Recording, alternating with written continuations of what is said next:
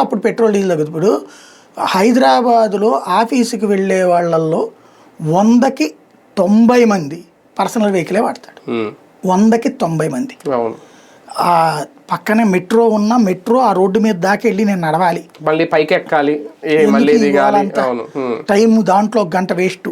దాని బదులు నేను వెళ్ళిపోగలనులే. ఇంకోటి నాది అనే ఓ ఫీలింగ్ ఎవరికాడ అంతే, సొంత వాహనం. దాన్ని చెప్తున్నారు. నాకు తెలిసి ఒక 5 నుంచి 10% మార్పు వస్తుంది. 5 నుంచి 10%, అదే చాలా గొప్ప మార్పు. ఇండియాలో 145 కోట్ల జనాభాలో ఒక 10% అంటే 14 కోట్ల మంది దుబారా తగ్గిస్తే కనీస ఆలోచన.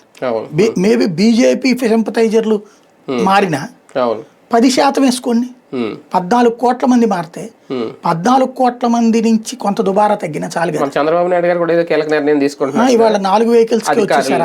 ఆయన తగ్గించారు, అధికారులను కూడా వర్క్ ఫ్రమ్ హోమ్ చేయమంటున్నారు. ప్లస్ వీళ్ళని కూడా లోకేష్ 2 వెహికల్స్ తగ్గించాడు. మంత్రులు ఇవాళ ఒక్కొక్క వెహికల్కి వచ్చారు. దేశంలో గవర్నర్లు అయితే, గుజరాత్ గవర్నర్ అయితే బై రోడ్ బస్సు వెళ్తాను, నేను ట్రైన్లో వెళ్తాను అంటున్నాడు.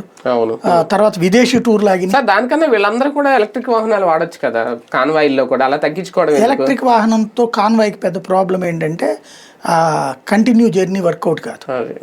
మీకు ఎప్పుడు ఛార్జింగ్ అయిపోద్దో తెలియదు. ఎలక్ట్రిక్ వాహనం మీకు 400 కిలోమీటర్లని ఇచ్చాడు అనుకోండి, ఆన్ చేసాడు 300 పడిపోద్ది. తొక్కడం బిగిన్ చేసాడు, ఏసీ వేస్తే 200కి వస్తుంది. అది 200 మధ్యలో ఆగిపోతే కాన్వాయ్ పెద్ద ప్రమాదం. అది కూడా ఏదో రన్నింగ్ లో సోలార్ తో ఛార్జింగ్ ఏదో రావాలి, అలాంటిది ఫ్యూచర్ లో జరుగుద్ది అని చూడాలి. కానీ నిజంగా ప్రజల్లో మార్పు వస్తుంది అంటారా ఈ పిలుపుతో? తగ్గిస్తారా? కొంత ఆలోచన ప్రారంభం అవుతుంది. మార్పు అయితే బీజేపీ కార్యకర్తలు వాళ్ళు ఏమన్నా కొంత చేస్తారు, ఆలోచన ప్రారంభం అవుతుంది. ముందు మెయిన్ ఏంటంటే సైకలాజికల్ ప్రిపరేషన్. ఇప్పుడు కరోనా టైంలో ప్రభుత్వం ఏమి అందరికీ ఏమి ఇవ్వాల, లేబర్కి ఇచ్చారు 500 3 సార్లు బియ్యం ఇచ్చారు అంతే. కానీ పబ్లిక్ లో ఆ ఫీల్ వలన ఒక భరోసా వచ్చి ఒక ముందు జాగ్రత్త తీసుకున్నారు కదా, రూపాయి ఖర్చు పెట్టకుండా.